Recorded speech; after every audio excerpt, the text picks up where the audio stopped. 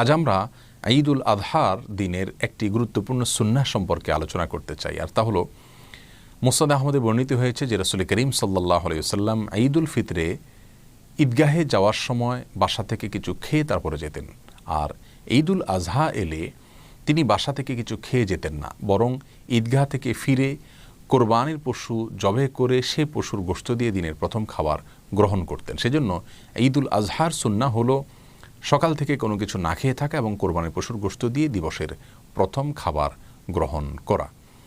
কোনো কারণে যদি কেউ কোরবানির পশুর গোশত দিয়ে দিনের প্রথম খাবার গ্রহণ করতে অসুবিধা হয়, তিনি ডায়াবেটিসের রোগী অথবা অন্য কোনো কারণে অনেক বেশি দেরি হয়ে যাচ্ছে কোরবানির পশুর গোশত প্রস্তুত হতে হতে, ততক্ষণ পর্যন্ত অপেক্ষা করা তার জন্য কষ্টের, তাহলে তিনি অন্য খাবার গ্রহণ করে ফেললে কোনো অসুবিধা হবে না, গুনাহ হবে না, যেহেতু বিষয়টি সুন্নাহ, ফরজ অথবা ওয়াজিব নয়।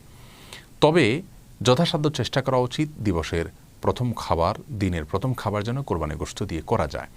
এজন্য কোরবানির পশুর পরিপূর্ণ গোশত যদি প্রস্তুত করতে অনেক বেশি সময় লাগে, তাহলে পশুর কোনো একটা অংশ কেটে প্রস্তুত করে, কলিজা ইত্যাদি প্রস্তুত করে, শরীকে থাকলে কয়েকজনে সেটাকে সমানভাবে ভাগ করে নিয়ে রান্না করে তারা খেতে পারেন, তারপরে পশুর অবশিষ্ট অংশ তারা প্রস্তুত করতে পারেন, এই সুযোগ রয়েছে। তেমনিভাবে যারা কোরবানি করছেন না, এ সুন্নাহটি তাদের জন্য আবশ্যক নয় বা তাদের জন্য প্রযোজ্য নয়। আর সেই সাথে এখানে আল্লাহ সুবহানাহু ওয়া তাআলার পক্ষ থেকে যে হাদিয়া দেওয়া হচ্ছে তার প্রতি নিজেকে লালায়িত করার বিষয়টি প্রকাশিত হয় তাদের সুন্নাহ পালন করার মাধ্যমে। কারণ আমরা জানি যে কোনো কিছু আল্লাহ সুবহানাহু ওয়া তাআলার উদ্দেশ্যে দান করার মানে হলো আল্লাহকে দিয়ে দেওয়া। আল্লাহ যেহেতু কোনো কিছুর মুখাপেক্ষী নন, সেজন্য তার পক্ষ থেকে সেটা আসলে রিসিভ করেন, গ্রহণ করেন কোনো গরিব অভাবী দুস্থ মানুষেরা।